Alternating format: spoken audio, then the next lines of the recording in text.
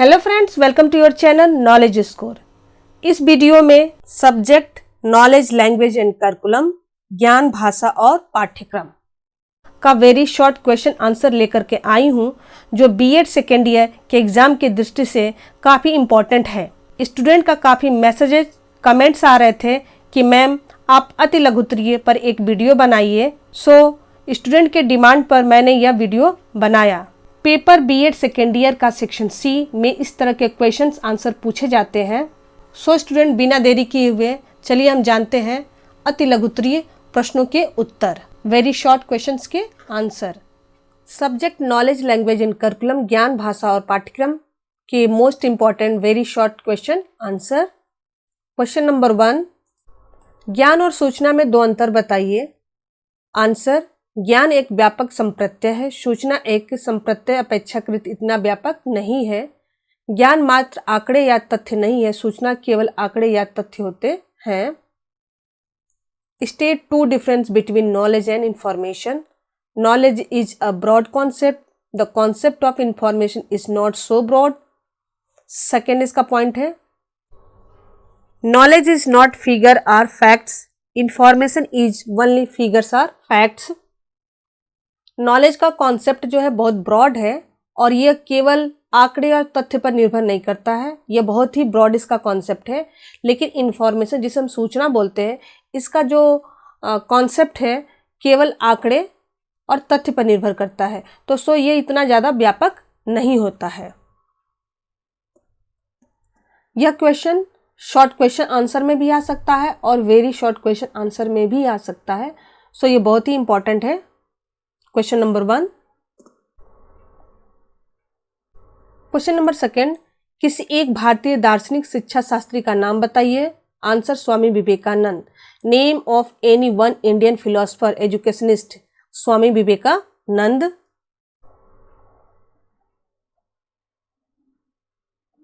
Question number 3, Upanishad शिक्षा प्राप्त करने की कोई एक विधि। आंसर, इसका वन मेथड है स्वाध्याय एवं उपदेश की विधि। यह एक जो मेथड है उपनिषद शिक्षा प्राप्त करने की एक विधि है और इसके बारे में मैंने छोटा सा आंसर लिख दिया है। अगर ये शॉर्ट या वेरी शॉर्ट किसी में भी आता है तो इसका आप आंसर आराम से दे सकते हैं। स्वाध्याय प्रवचते च, ऐसा कथन है अध्ययन अध्यापन में ही उचित सत्य, तप, दम, नियंत्रण, शांति, अग्निहोत्र, मानवता आदि सभी कुछ पाया जाता है। अतः स्पष्ट है कि उपनिषदों में स्वाध्याय एवं उपदेश की विधियों को सर्वाधिक महत्व दिया गया है। सभी उपनिषद गुरु शिष्य शिक्षा शिक्षार्थी के बीच ज्ञान वार्ता के रूप में मिलते हैं। Any one method of acquiring Upanishad education. Answer हुआ इसका method of self study and preaching.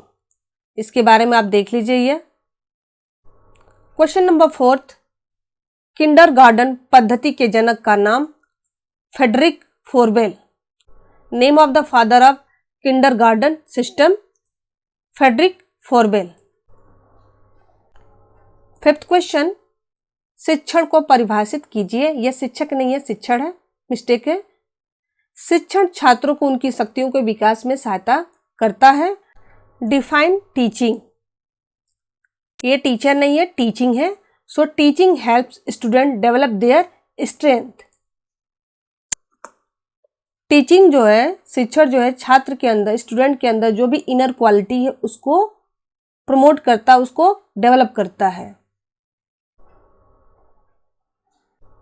6th question, भारतीय दार्शनिकों की दृष्टि से ज्ञान के दो प्रकार, इसके 2 टाइप्स है, पराविद्या अपराविद्या।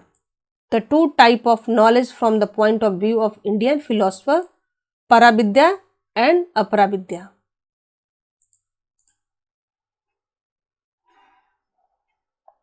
7th क्वेश्चन, निषेधात्मक शिक्षा का प्रत्यय देने वाले शिक्षा विद्वान का नाम बताइए।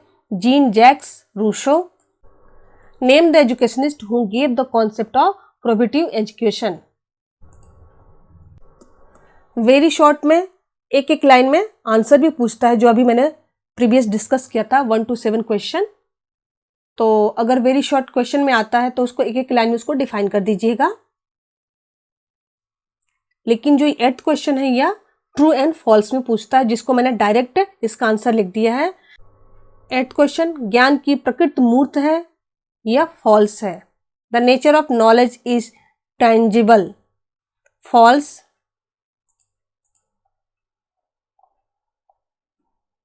9th क्वेश्चन, प्लूटो ने एकेडमिक नामक संस्था स्थापित की, दैट इज ट्रू। प्लूटो ने एकेडमिक नामक की एक संस्था को बनाया था, ये ट्रू है। 9th क्वेश्चन, डाइट DIET का अर्थ जिला बेसिक शिक्षा संस्थान, यह फॉल्स है। इसका करेक्ट फुल फॉर्म है district institute of education and training, that is wrong. Education and training, district institute of education and training, that is correct. Hindi में जिला शिक्षा और प्रशिक्षण संस्थान, इसका फुल फॉर्म होता है, दैट्स वाई यह फॉल्स है। क्वेश्चन नंबर 11th, मौन वाचन के प्रमुख उद्देश्य लिखिए। फर्स्ट, मौन वाचन का प्रमुख उद्देश्य शांतिपूर्ण वातावरण में चुपचाप पढ़ते हुए अधिक से अधिक अर्थ ग्रहण करना। मौन वाचन का उद्देश्य बालकों की मनन तथा तार्किक शक्ति को विकास करना। अगर आप शांतिपूर्वक आप पढ़ना चाहते तो उसका मुख्य उद्देश्य क्या है, तो ये उसके 2 पॉइंट्स हैं। इस तरह के भी क्वेश्चन सेक्शन सी में आते हैं। Write the main objective of silent reading. First, the main purpose of silent reading is to acquire maximum meaning while reading silently in a peaceful environment. Second, the purpose of silent speech is to develop children's thinking and reasoning power.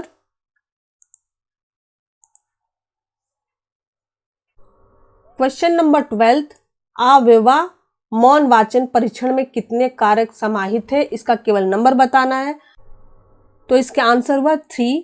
How many factors are involved in the lower silent reading test, तो इसका answer हुआ 3 factors होते हैं। Question number 13, schema सदैव वस्तुनिष्ठ होता है, schema is always objective, the answer is false. Schema क्या होता है कि बालक के मस्तिष्क में जो चीज़ें पहले से ही जमा होती हैं तथा बालक पहले से ही मस्तिष्क में उपस्थित चीज़ों के उपयोग करके किसी विषय वस्तु के प्रति एक धारणा बनाता है, तो इसको स्कीमा कहते हैं। सो इस तरह से परिभाषा के अनुसार, डेफिनेशन के अनुसार, स्कीमा केवल ऑब्जेक्टिव नहीं हो सकता, यस नो में नहीं हो सकता, या एक सिंगल पॉइंट्स नहीं हो सकता, एक बड़ी सी थॉट्स भी हो सकती है या छोटी सी भी थॉट्स हो सकती है। तो सिर्फ हम इसको ऑब्जेक्टिव नहीं कर सकते, ये किसी या थियोरेटिकल पॉइंट्स भी हो सकता है। जो बच्चा अपने माइंड में एक धारणा बनाता है, एक कॉन्सेप्ट बनाता है अपनी पुरानी यादों के हिसाब से, जो उसके दिमाग में बैठा हुआ है, जो जमा हुआ है। 14th क्वेश्चन, मौन वाचन का एक उद्देश्य उच्चारण पर ध्यान के भार से बचना है, true. One purpose of silent reading is to avoid the burden of meditation on pronunciation, that is true. Simple सी बात है कि अगर आप मन में पढ़ रहे हैं, मौन वाचन कर रहे हैं, तो इसका यही मतलब होता है कि आप उच्चारण नहीं करना चाहते, प्रोनाउंसिएशन नहीं करना चाहते, क्योंकि आपको ये बोझ सा लगता है, एक बर्डन सा लगता है। तो ये जो स्टेटमेंट है 14th क्वेश्चन का कि ये भार से बचने के लिए करते हैं, तो इस वजह से कि आपका उच्चारण पर ध्यान न जाए, उस पर भार न जाए, उससे बचने के लिए आप मौन वाचन करते हैं, साइलेंट रीडिंग करते हैं। So there is one purpose of silent reading, तो इसका आंसर हुआ जो भी इसमें दिया हुआ स्टेटमेंट, ट्रू। 15th क्वेश्चन, तिरछी लिखावट के 2 कारण, अगर आप तिरछा लिखते हैं तो उसका क्या कारण है? फर्स्ट, कलम को सही ढंग से नहीं पकड़ना आता है आपको, और बैठने की स्थिति सही नहीं है। तो ये 2 रीजन हो सकते हैं, और भी रीजन हो सकते हैं, लेकिन ये भी रीजन है। 2 reason for slanting handwriting, not holding the pen correctly, in proper sitting position. 16 question, कौशल में अभ्यास का बहुत महत्व है। Answer true. Practice is of great importance in skill. True. जैसे कि आप जानते हैं कि जितना आप प्रैक्टिस करेंगे उतना ही स्किल में निखार आता है। तो there is a one cause of to improve the skill. एक दोहा है, करत करत अभ्यास के जड़मत होत सुजान, रसरी आवत जात के सिल पे पड़त निशान। इसका हिंदी में मतलब ये हुआ कि एक रस्सी भी पत्थर पर निशान छोड़ जाती है। रस्सी बड़ी छोटी चीज होती है, वो पत्थर पे निशान नहीं कर सकती लेकिन कर देती है, क्योंकि वो रस्सी जो है बार बार उस पत्थर पे उसी जगह पे आती जाती है। मतलब वो प्रैक्टिस करती है, अभ्यास करती है, तो उस अभ्यास करने से उस शिल मतलब पत्थर पे निशान बना देती है अपनी। तो उसका जो कौशल है वो निखर जाता है रस्सी का। अगर आपके अंदर भी कुछ नहीं आता है, कोई स्किल नहीं है और उसको आप डेवलप करना चाहते हैं, तो उसको बार बार करिए, बार बार प्रैक्टिस करिए। तो इसमें यही स्टेटमेंट में दिया हुआ है कि कौशल में अभ्यास का बहुत महत्व है। बिल्कुल, प्रैक्टिस ही ऐसा चीज है जो आपकी स्किल को निखार सकता है। अगर आप प्रैक्टिस नहीं करेंगे तो आपकी स्किल जो है डंप हो जाएगी।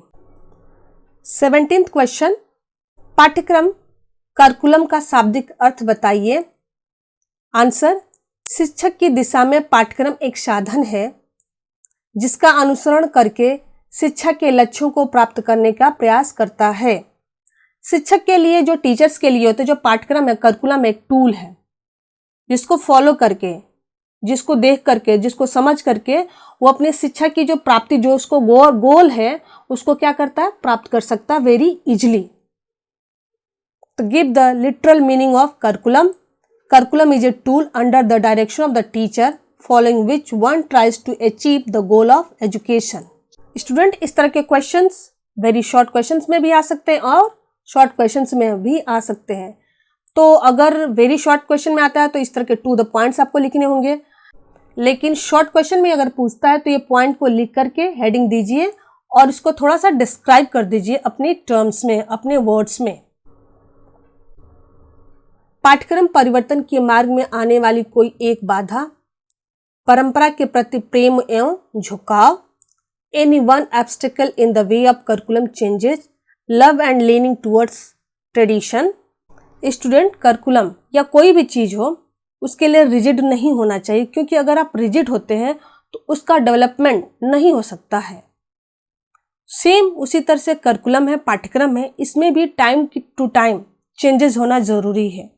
अगर हम किसी भी वजह से हम ये कहते हैं कि ये चीज़ें चेंज नहीं हो सकती, ये चीज़ें परिवर्तन नहीं होगी, तो चीज़ों का डेवलप विकास नहीं हो सकता है।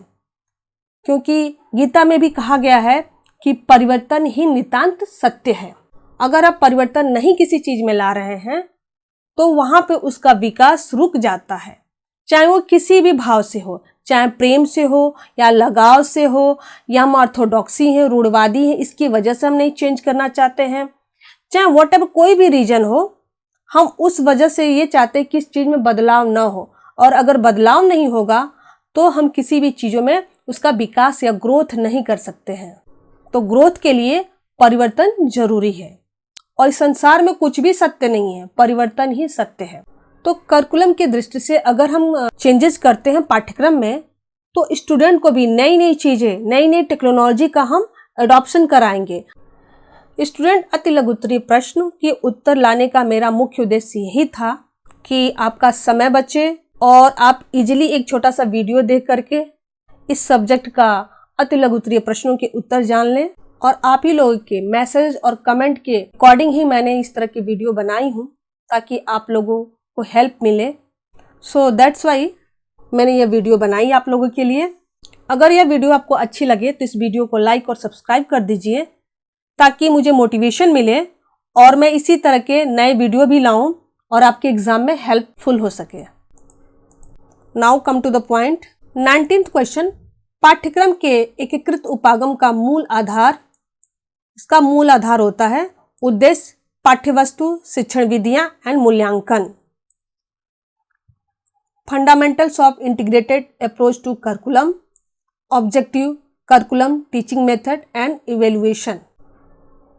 क्वेश्चन नंबर 20, अच्छी इकाई की एक विशेषता लिखिए। आंसर, इकाई योजना में ज्ञान को एक पूर्ण इकाई के रूप में माना जाता है। इस प्रकार यह पूर्णाकारकवाद पर आधारित होता है। Right one characteristic of good unit. Answer, in unit planning knowledge is treated as a complete unit, thus it is based on perfectionism. Question number 21, एक इकाई के कोई दो स्तर लिखिए। पहला शिक्षण इकाई, सेकंड संसाधन इकाई। Right any two level of unit, teaching unit and resource unit. Question number 22, पाठ्यक्रम के समेकित एवं संलयन रूपों में कोई एक अंतर बताइए, कोई एक डिफरेंस बताना है। तो संलयन आपका जो है सम्मिश्रण ज्ञान के विस्तृत क्षेत्र के आवश्यक अंगों या पक्षों को सम्मिश्रित ढंग से प्रस्तुत करता है संलयन, जबकि समेकित पाठ्यक्रम में ज्ञान को समग्र रूप में प्रस्तुत किया जाता है। यह एक वन टाइप ऑफ डिफरेंस है। State any one difference between integrated and fusion form of curriculum. Okay, आप इसे देख लीजिए। नाउ 23rd क्वेश्चन, एनसीएफ का पूर्ण रूप बताइए, फुल फॉर्म बताना है आपको। राष्ट्रीय पाठ्यक्रम की रूपरेखा, national curriculum framework. State the full form of NCF. 24th question, विषय केंद्रित पाठ्यक्रम एक परंपरावादी पाठ्यक्रम है, that is true. Subject centric curriculum is a traditional course, that is true. Question number 25, पाठ्यक्रम का अर्थ क्या है, करिकुलम क्या है, what is the meaning of curriculum. शिक्षक की दिशा में पाठ्यक्रम एक साधन है जिसका अनुसरण करके शिक्षक के लक्ष्यों को प्राप्त करने का प्रयास करता है। Curriculum is a tool under the direction of the teacher following which one tries to achieve the goal of direction. Already मैंने इसको डिस्कस कर दिया है डिटेल में। 26 क्वेश्चन, हिल्डा टाबा के शिक्षक प्रतिमान का अन्य नाम क्या है, इसका दूसरा नाम क्या है। तो इसका सेकंड नाम होता है आगमन प्रतिमान। Another name of Hilda Taba's teaching model. ये किस तरह का मॉडल है, टीचिंग मॉडल है। इसका दूसरा नाम होता है इंडक्टिव मॉडल, इस नाम से भी हम इसको जानते हैं। नाउ क्वेश्चन नंबर 27, प्रयोग आधारित पाठ्यक्रम में विश्वास करने वाले दर्शन का नाम बताइए। तो इसका आंसर हुआ प्रयोजनवादी दर्शन। Name the philosophy which believe in experimental based curriculum. Answer, objective philosophy. Question number 28, पाठ्य पुस्तकों के दो महत्व बताइए। जो पाठ्य पुस्तक होते हैं उसका क्या इंपॉर्टेंस है। तो फर्स्ट इंपॉर्टेंस देखिए, पाठ्य पुस्तक सबसे महत्वपूर्ण शैक्षिक साधन है। सेकेंड इंपॉर्टेंस, पाठ्य पुस्तकों द्वारा शिक्षक तथा छात्र दोनों के समय की बचत होती है। State two importance of text book. Answer, text book is the most important educational tool. Second, text book save the time of both the teacher and the student. जैसे कि मैंने ये वीडियो बनाया, ये भी एक तरह का टेक्स्ट बुक ही है और इसको पढ़ने से, इसको देखने से आपका टाइम की सेविंग ही हो रही है और कम समय में इंपॉर्टेंट क्वेश्चंस के आंसर जान रहे हैं, जिससे कि आप एग्जाम में कम समय में कम चीजें पढ़ करके एक अच्छा मार्क्स स्कोर कर सके। तो टेक्स्ट बुक भी इसी तरह से समय की सेविंग करता है और एक शिक्षण के लिए एक महत्वपूर्ण साधन भी है, टूल भी है। 29 क्वेश्चन, वर्तमान पाठ्यक्रम संकुचित और परीक्षा केंद्रित है। ट्रू है। The current curriculum is narrow and exam focused. True, बिल्कुल सही है। जो अभी जो करंट का करिकुलम है ये बहुत ही नैरो है और एग्जाम फोकस्ड है। आप इसको एक तरह से ब्रॉड तरीके से नहीं देखते हैं, किसी भी चीज़ों को ब्रॉड तरीके से नहीं पढ़ रहे हैं आप, बस कि मैं एग्जाम में पास हो जाऊं और इतना ही बस मुझे पढ़ना है। आज भी आप इसी तरीके से पढ़ रहे हैं, आप भले पढ़े या ना पढ़े 2 साल में, लेकिन बस इतना आप चाहते हैं कि इन 2-3 दिनों में इतना पढ़ लूँ, मैं बहुत अच्छा मार्क्स स्कोर कर सकूं, मेरा परसेंटेज अच्छा बन जाए। तो आप एग्जाम फोकस के पर्पज से ही बस पढ़ रहे हैं। तो एक तरह का संकुचित ही है करंट करिकुलम, और इस करंट करिकुलम को भी चेंज करने की ज़रूरत है। और ऐसा नहीं कि इस करंट करिकुलम में आप काफ़ी लगाव कर दें और उसको परिवर्तन का विरोध करेंगे तो अच्छी पीढ़ी, हमारे देश की अच्छी पीढ़ी नहीं आ पाएगी। तो सिर्फ आपको एग्जाम फोकस से ही नहीं पढ़ना है, आपका फोकस स्किल डेवलपमेंट्स पे होना चाहिए कि मैं इतना प्रैक्टिस करूं कि मेरी स्किल जो है निखरे। मैंने कुछ ज़्यादा ही बोल दिया, सो क्वेश्चन नंबर 30, शिक्षण और प्रशिक्षण दोनों समानार्थी शब्द हैं, दैट इज फॉल्स। दोनों ही अलग चीजें हैं, शिक्षण अलग है और प्रशिक्षण दोनों अलग है, पर्यायवाची शब्द नहीं है, समानार्थी शब्द नहीं है।